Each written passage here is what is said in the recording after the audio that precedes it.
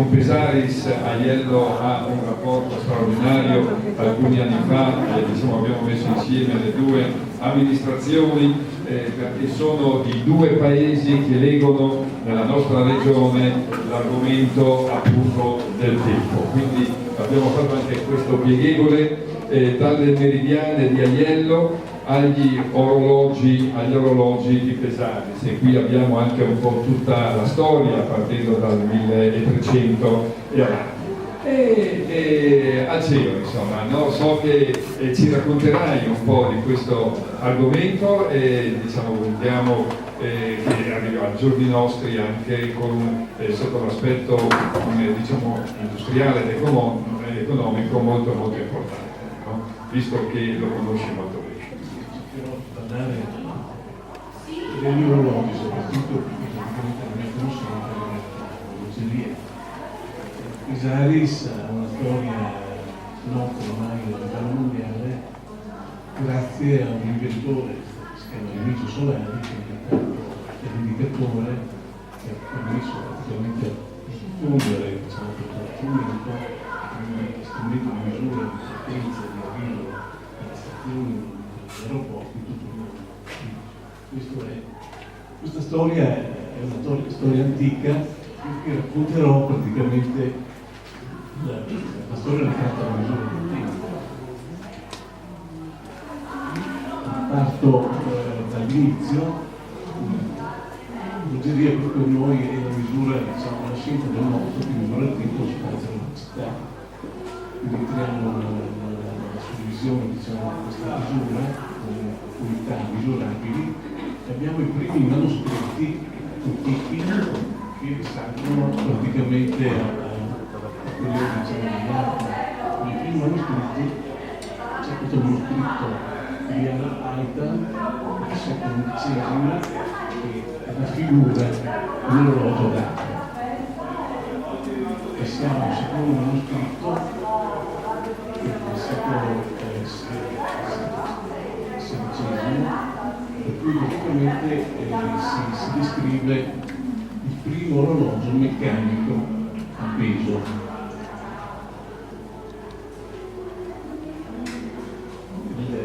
Questa misura del tempo ha avuto dei metodi di misura legati praticamente a quelli che erano i tempi dei singoli periodi storici. Quindi partiamo dai babilonesi che gli egiziani praticamente parlano, qui misurano le ore ineguali, su 12 ore dal giorno al tramonto. Arriviamo ai benedettini che usano le ore canoniche e quindi entriamo nella misura del tempo legata a questo. Ecco, in questo periodo, prima degli orologi, esisteva la figura del torriere, cioè il torriere praticamente segnalava l'organizzazione della società attraverso il suono del pane.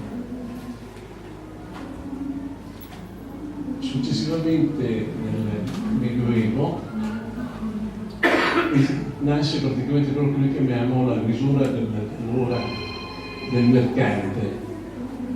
Abbiamo il primo manoscritto, che è quello di Galvano Fiamma, che descrive praticamente il primo orologio meccanico a Milano, che suona le ore da 1:24. In questo periodo gli orologi erano imprecisi e quindi le comunità usavano praticamente una figura che si chiama modellatore, che era dedicato alla correzione dell'ora. Questa correzione praticamente era necessaria per l'imprecisione che aveva all'epoca l'orologio meccanico. Termina praticamente la misura ecclesiastica, si afferma sempre di più la misura laicale legata alle professioni, al senato, alle varie arti. Viene rappresentato praticamente l'orologio di San Gottardo a Milano. Vediamo praticamente questo, che anche la strada che porta a questo orologio si chiama Via delle Ore, e questo è l'orologio che è stato inventato da Galvano Fiamma. nel Rinascimento abbiamo questa espressione, questi manufatti artistici di notevole, diciamo, complessità, perché avevano anche una rappresentazione astronomica del tempo, e questi sono dei manufatti molto noti a livello europeo, molto buoni. E arriviamo al Rinascimento. Nel Rinascimento gli strumenti che questo pittore, diciamo, ci rappresenta ci indicano, diciamo, il numero, diciamo, diverso di metodi di misura del tempo che erano presenti all'epoca. Quindi abbiamo un orologio meccanico con una suoneria, abbiamo l'astrolabio, abbiamo praticamente, diciamo, gli armillari, diciamo, le misure del tempo. Questo è il periodo praticamente molto fecondo di sviluppo dell'arte orologiaria. Entriamo con Galileo a una nuova concezione del tempo e anche a una maggiore precisione degli strumenti di misura del tempo. Nascono le prime scuole di orologeria, soprattutto praticamente di città come Graz, Vienna, Innsbruck, Fribe, e quindi anche gli orologiai del nostro periodo andavano, gli orologiai di Trieste facevano formazione a Graz. Questo era praticamente quindi il nucleo delle competenze presenti, come competenze praticamente legate anche al numero praticamente di orologiai presenti in queste città, si erano concentrati in alcune località. Questi sono praticamente i manufatti che nascono da queste competenze che si sono cresciute. Quindi questo è il primo orologio, cioè uno degli orologi molto più belli che troviamo a Vienna, è un orologio praticamente che rappresenta la misura del tempo su 4 quadranti, pesa 700 kg ed è un manufatto costruito completamente in ferro forgiato. Quindi per costruire questi orologi si impiegava un tempo notevole, perché praticamente ogni ruota era una ruota che partiva da un elemento di ferro che veniva prima saldato, perché costava la circonferenza, poi veniva tagliato e quindi ogni dente veniva limato. Quindi sono costruzioni estremamente complesse. Abbiamo un orologio di Graz, che anche questo è un orologio che viene visitato ogni anno, praticamente la torre è diventata un'attrazione turistica nella città, e anche qui vediamo la complessità dei manufatti. Siamo sempre in gabbie di ferro forgiato, scaffamenti a verga, a folio e pignoni a gabbia a cilindri. Non siamo ancora siamo ancora in un periodo in cui non esisteva ancora il pendolo, quindi praticamente questi orologi sono orologi regolati in uno scaffamento che si chiama verga. Terminato il periodo praticamente questo periodo, invece qui l'esigenza praticamente che nasce soprattutto nell'ambiente marittimo e in altri, nasce l'esigenza praticamente soprattutto rivolto agli astronomi, avevano bisogno praticamente per poter calcolare esattamente la posizione degli astri, avevano bisogno, diciamo, di un orologio di alta precisione. Quindi nelle specule nascono gli orologi a pendolo che hanno la compensazione del pendolo, perché loro praticamente la correggere dilatazione, diciamo, la lunghezza del pendolo è legata alla temperatura, alla pressione, alla variazione di mobilità. Quindi esistono diverse tecniche costruttive che hanno permesso di costruire orologi di alta precisione, e questi orologi sono stati usati in tutte le specule che diffuse in tutta la nazione, vicino a noi avevamo una specola trieste, molto nota era una specola di Padova, quella più nota era quella di Roma. Quindi da questo periodo iniziamo praticamente a avere orologi di precisione.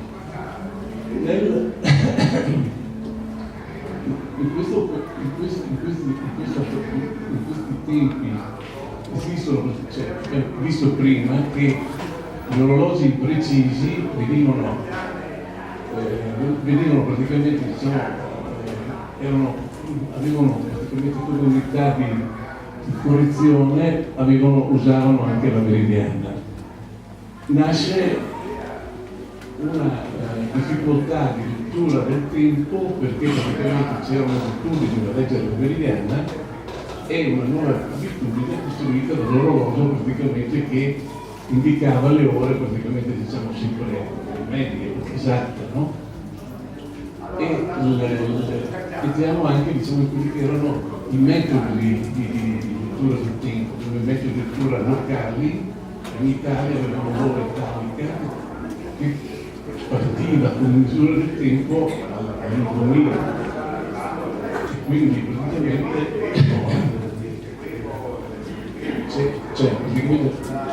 quindi avevamo delle differenze giornaliere legate alle stagioni dell'anno. Le differenze praticamente sono le oscillazioni dell'orologio, cioè della meridiana, andavano da più 16 minuti a meno 14 minuti partendo da ottobre a febbraio. E nascono praticamente gli statuti nei vari granducati per indicare esattamente come doveva essere calcolato l'ora locale. Qui abbiamo degli esempi in cui sono presenti sul lettore sia l'orologio sia un secondo quadrante che indica invece la variazione del tempo rispetto all'orologio, rispetto alla stagione. Un progetto interessantissimo è stato fatto nel 1747 da questo frate, il quale ha deciso praticamente di progettare e costruire un orologio che rappresentasse l'ora in equario. Per ottenere questo tipo di strumento che consentisse di correggere le ore durante i mesi dell'anno, ha inventato una lancetta che aveva una parte fissa e una parte mobile. La parte mobile praticamente riusciva a descrivere praticamente l'ora in base alle variazioni che abbiamo visto prima, in positivo e in negativo durante il ciclo dell'anno. Le meridiane soffrivano proprio per poter permettere la correzione dell'orologio avevano praticamente le tabelle che indicavano le correzioni rispetto al mese che avevano rispetto, la meridiana aveva rispetto al loro giorno. Questi orologi astronomici che troviamo abbastanza grappa indicano praticamente due tipi di meridiane, la meridiana che segue la misura oraria francese e la misura oraria invece quella italica, oltremontana. No? Questo è l'orologio di Pesaris. Pesaris praticamente è il paese degli orologi. Noi abbiamo praticamente come simbolo del nostro paese un orologio di una casa antichissima e sotto a questo orologio abbiamo praticamente la meridiana che serviva proprio a fare la correzione dell'orologio stesso. E quindi a Pesaris, che era praticamente il paese di frontiera, c'erano dei meridiani che avevano sia l'ora locale italiana e l'ora oltremontana. Non sentivano le persone che partivano di sapere qual era l'ora che avevano appena transitavano, praticamente passavano in auto. Qui abbiamo altri esempi di orologi regolati da meridiani. Questo è l'orologio praticamente del castello Piccolo Regno di Montalbano, questo è la meridiana del Duomo di Cividale, e qui raccontiamo la storia praticamente dell'orologeria Pesaris, cioè come è nata l'orologeria Pesaris, in che periodo è nata e quali erano le caratteristiche, diciamo, che hanno caratterizzato questo paese a diventare il paese dell'orologio. Noi vediamo quali erano, cioè in base alla cronologia storica, quali erano i mestieri praticati. Troviamo praticamente che all'inizio i carnici avevano dei mestieri, diciamo, che erano, come chiamiamo, erano dei commercianti ambulanti che viaggiavano in tutta Europa, andavano a vendere spezie, tessuti oppure droghe e medicinali. Quindi si è creata una cultura praticamente positiva a questa località, a questo paese, una cultura molto aperta al mondo, e quindi tutte le innovazioni venivano anche importate di ritorno da questi commercianti. E in questo periodo nascono, vediamo praticamente, diciamo, che c'era l'abitudine a visitare tutta l'Europa, dall'Austria, l'Ungheria, la Germania, la Slovacchia, Istria, Dalmazia. Nel 1600, fine 1600, nasce il primo orologiaio, Cappellari. Il primo manufatto, diciamo, di orologio d'attore è stato costruito a Mostigliano nel 1692. Seguono poi praticamente, seguono l'orologio di Topoliano da vicino, nel Sarcano Gorizia nel 1630, e da questa famiglia Cappellari si trasmette questa competenza a dei solari, i quali iniziano la loro attività nel 1725, e qui descrivo praticamente l'evoluzione di questa azienda, che ha una fase artigianale che termina nel 1850, passiamo alla protoindustria e poi passiamo all'orologeria industriale. Questa divisione praticamente, diciamo, di periodi tecnologici è legata al metodo di fabbricazione dei manufatti, cioè manufatti del periodo artigianale sono, diciamo, in ferro battuto, poi nella protoindustria invece si introducono le tecnologie legate alla fusione del bronzo, dell'ottone, alle macchine utensili, e consentono di costruire orologi di precisione che utilizzano il pendolo, che utilizzano praticamente l'ottone, utilizzano, queste vetture sono praticamente costruite in ghisa, e arriviamo ai trattati in cui un astronomo descrive praticamente l'installazione di un orologio costruito a Pesaris, a Padova, alle poste di Padova, e questo trattato c'è anche la misura dell'ora ineguale. Quindi ci sono le tabelle che descrivono praticamente le correzioni. L'astronomo si chiama Enrico Legnazzi, che ci indica per tutti i mesi dell'anno quali sono le variazioni temporali. L'evoluzione, diciamo, del tempo ci porta, per motivi, diciamo, di organizzazione, diciamo, di ferrovie dello Stato, a scegliere praticamente un'ora nazionale, e che è legata all'osservatorio astronomico di San Montemagno di Oro. Questo qui è la gazzetta ufficiale che praticamente stabilisce praticamente le nuove regole di misura del tempo legate a Greenwich. Nascono i fusi orari e i solari producono praticamente degli orologi che rappresentano, secondo l'invenzione di D'Ambrosio, il fuso orario d'Ambrosio in tutti i continenti. Quindi questi due orologi qui indicano praticamente le ore nel mondo attraverso i fusi orari. Arriviamo praticamente al periodo industriale, in cui l'emiso solare, che avevo anticipato prima, è stato un inventore molto geniale, che costruisce per primo, questo è un manufatto unico nel mondo, che riesce a costruire un orologio a lettura digitale costruito sulla matrice di palette.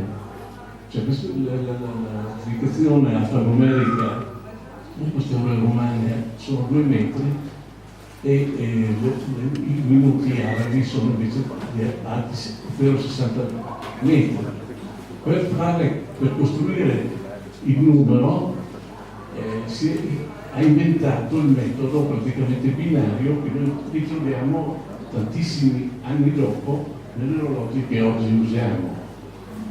Quindi questo tipo di invenzione è unica nel mondo. Nessuno aveva pensato di costruire un orologio praticamente costruendo il numero usando il metodo binario, no? E qui arriviamo poi appunto abbiamo gli orologi astronomici a calendario gigante.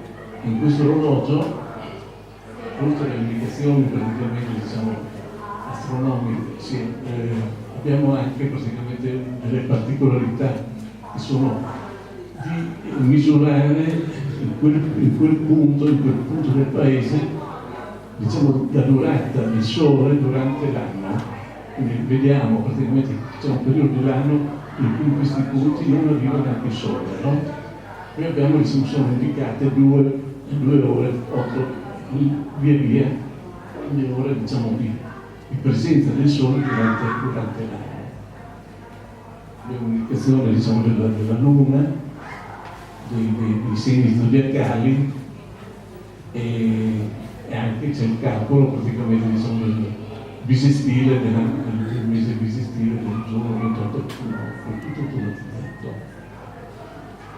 Questo è un planetario costruito sul metodo di Copernico, e quindi il Sole al centro e la Terra che ruota intorno al Sole, e abbiamo i vari pianeti che ruotano praticamente intorno al Sole con tutte le posizioni. Abbiamo pesare, ci sono poi anche gli orologi, c'è una bella serie di orologi che misurano il tempo utilizzando come motore dell'energia l'acqua. Questo è un orologio ad acqua che utilizza come divisione del tempo una bacinella, sono 2 bacinelle basculanti che si riempiono praticamente con l'acqua che scende in posizione verticale, riempie la prima bacinella col peso oscilla verso il basso fino a scaricare l'acqua, per poi creare l'alternanza con la seconda bacinella che si riempie nella parte opposta. Facendo queste divisioni di tempo c'è l'avanzamento dell'ingranaggio che poi trascina ci dà anche un'indicazione per lavoro. Ecco, i solari sono stati sono riusciti a mantenere questa presenza sul mercato perché hanno iniziato a vendere i loro manufatti, cioè già gli artigiani iniziavano a vendere i loro manufatti nell'Istria, nella Dalmazia, nel Montenegro, quindi siamo ancora nella fase artigianale in cui gli orologi vengono costruiti ancora in ferro forgiato, e abbiamo le installazioni che praticamente partendo, non so, più vicino a noi, cioè la prima installazione più nota per noi è Cherso, nel 1789, a Pirano nel 1802. A Pirano c'è appunto anche lì, c'è l'orologio praticamente da torre che viene regolato dalla Meridiana, penso l'abbia fatta lei, per arrivare poi a Spalato, per arrivare praticamente in tutta la Dalmazia. Io faccio vedere alcuni orologi, quello che Parenzo, sì, più noto.